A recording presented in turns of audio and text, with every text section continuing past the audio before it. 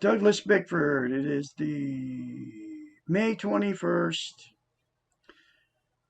2021. This message is for you that are at rock bottom. You don't know where to turn. You're hurt.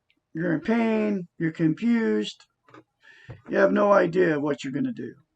You don't know who you are. Your life is in a fog. And you found me not by accident, not by coincidence. You found me because I have a message for you from God. If you don't believe in God, call it goodness, okay? The message will work for you whether you believe in God or not. And this will cure you of whatever you're in right now. Whatever the emotional pain, whatever it is, I have no idea what it is. All I know is the spirit inside me found you, and we're connected. We're all connected. And this is for you, even though we may be a million miles apart for all I know. You might be on the moon for all I know. But you found me because of the internet, okay? And the message for you is go to the mirror right now and say, I love you. And then put me on pause and come back and watch the rest of my video. Because my name is Douglas Bickford, and I have been where you are. Not even like 4.5 months ago. 6 months ago, I was where you are. Down and out, devastated, didn't know where to turn, didn't know who I even was, didn't know who God was. But I guarantee you, if you look yourself in the mirror and say, I love you, you will cure the emptiness you feel right here. You won't have to look for it externally anymore, because you have it in yourself to become one with the universe, okay? To find out who God really is. God, goodness, if you don't believe in God, lives in you. If you don't believe in goodness, then there's no hope for you. So you'll just go on your merry way. Anyway, I don't think those kind of people will find me. The only kind of people that are going to find me are the people that are really ready for change. And the reason I'm here is because I had no self-esteem, and I've been married 4 times because of it. Because as a child, I was sexually abused by my father, and so were 4 sisters and 1 other brother. I'm the youngest. That's why I'm here today teaching self-esteem, because it destroyed our self-esteem. We never had, I lived my whole life up till 4.5 months ago without self-esteem, without self-love, and it's very lonely, okay? But I'm full of it now because of the one simple concept I got out of the book. It's called The Portable Therapist. It's written by a doctor of psychology. Her name is Susanna B. McMahon.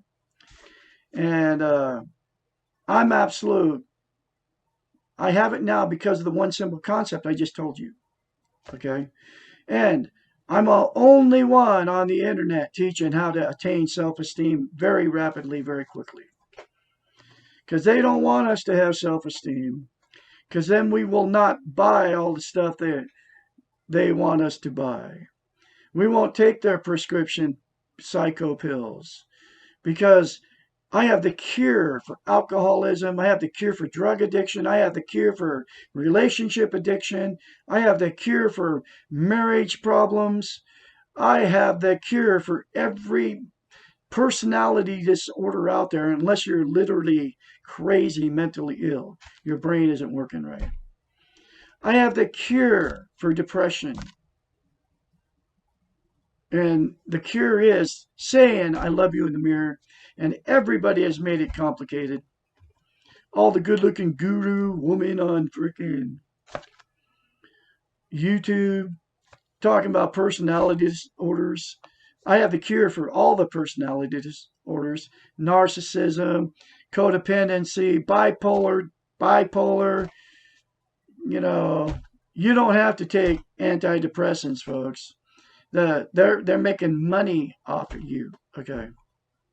And they're killing you in the process, and they're also killing your spirit. They're killing the creator that lives in you, or goodness that lives in you. But anyway, so the next chapter and the book, The Portable Therapist, to get this book will be in a link in the description of this video, right down there. Chapter 42. Is there a relationship between pain, self-esteem, and exercise? Yes. Exercise, any type of physical activity, enhances the good feelings about ourselves and also helps to alleviate our pain.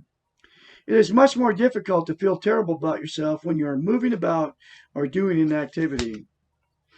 It becomes much more difficult to focus on our negative feelings, our depression, and our emotional pain when we are interacting with our environment. Research has shown that walking energetically with your head held high is an antidote for depression. Being aware of your environment and feeling a part of it helps to take the focus off yourself and your negative feelings. However, there is a difference between purposeful activity, such as exercising, and frantic activity in which you are moving around aimlessly. When we are doing the latter, we are trying to escape from ourselves, and we waste a lot of energy and time. We are on a treadmill, moving around, but going nowhere. When we are exercising, we are in control of our bodies, and we begin to feel more control of ourselves. The very best exercise when you are in pain or upset or anxious or feeling out of control is also the simplest. Just breathe. Stop whatever you're doing and take 3 very deep breaths. As you inhale deeply, think of strength, energy, and the life force going into you. This is what is really happening. Now focus on it. Hold your breath and then slowly exhale. As you exhale, imagine that all the stress, tension, and anxiety are being released from your body. After 3 deep breaths, you will feel calmer and more in control. Your body will be more relaxed. You will be able to function better. Another simple exercise is just walking. Take a brisk walk around the block or around a track or gym. Walking helps thinking. If your mind is scattered and you feel really anxious, focus on what you're seeing as you're walking. Give yourself a break and take a time out.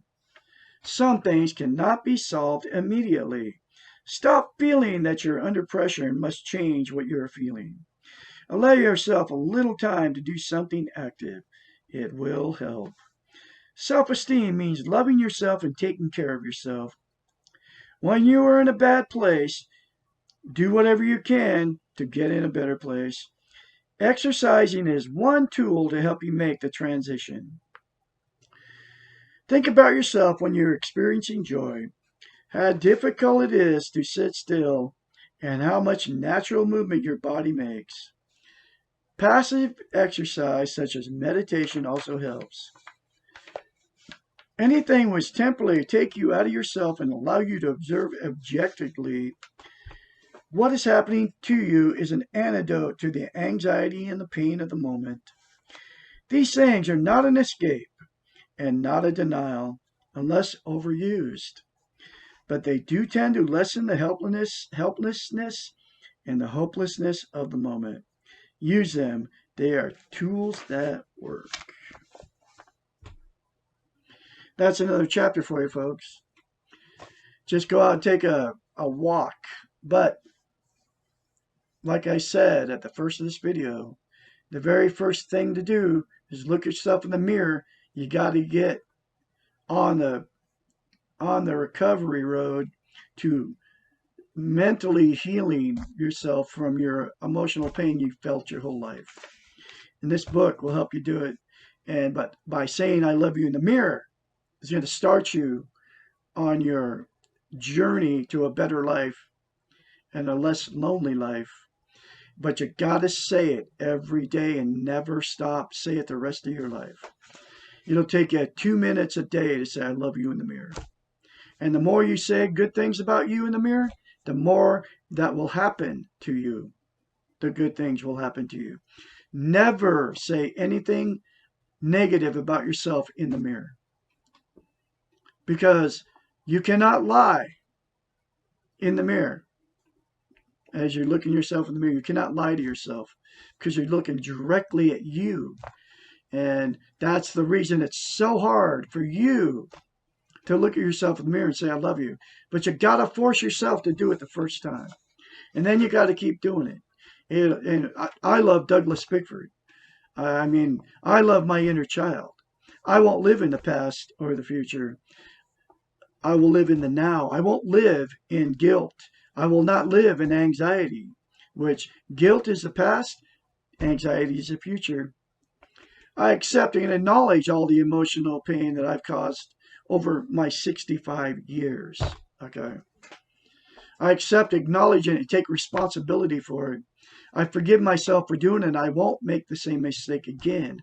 I accept and acknowledge all the emotional, physical, and sexual abuse I took as throughout my years, especially as a child. I accept it. I won't deny any of that. I will not mask my pain with drugs, alcohol, sex, TV, religion, or any of those other things out there that people mask their pain with. I won't mask it with a new car. I won't mask it with another person. That's how you get self-esteem. And once you get to that point where you can say all that to you in the mirror, it will all happen. Okay. Everything you say to yourself in the mirror will happen. I don't know why it is that way. I don't know why it is that. I have no idea. It's a psychological phenomenon. If you say it to yourself in the mirror, you can make it happen to you. I'm a beautiful person. I'm a good person. I'm a talented musician. I am a good father. I'm a good grandfather. I'm a good cook. Everything good you say to yourself in the mirror, folks. And you're in the front of the mirror every day. Brushing your teeth, combing your hair, putting makeup on if you're a woman, or even putting makeup on if you're a man, getting ready for a movie set, right? Anyway, I'll have more later for you. All have a great day out there.